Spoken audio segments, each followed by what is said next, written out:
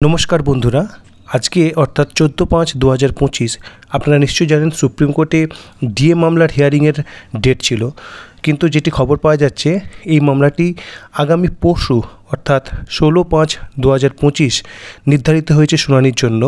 তার পাশাপাশি একটি খবর ছড়িয়ে গেছে, সেটি হচ্ছে 50% যে বকেয়া ডিএ সেটি নাকি দেওয়ার নির্দেশ দিয়েছেন বিচারপতিরা। এ প্রসঙ্গে যেটা জানা যাচ্ছে যে বিচারপতিরা যে মন্তব্য করেছেন সেটি হয়তো অর্ডার নয়, সেটি একটি মন্তব্য হিসেবে ধরা যেতে পারে যে 50% যে বকেয়া ডিএ সেটি মিটিয়ে দেওয়া উচিত।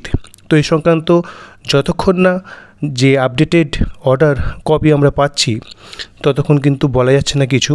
তো এ বিষয়ে যথাযথ আপডেট যখনই পাওয়া যাবে সেটি আপনাদের সঙ্গে শেয়ার করা হবে। ধন্যবাদ। খুশির খবর এটি যে আগামী পরশুদিন এই সংক্রান্ত মামলার শুনানি হতে চলেছে।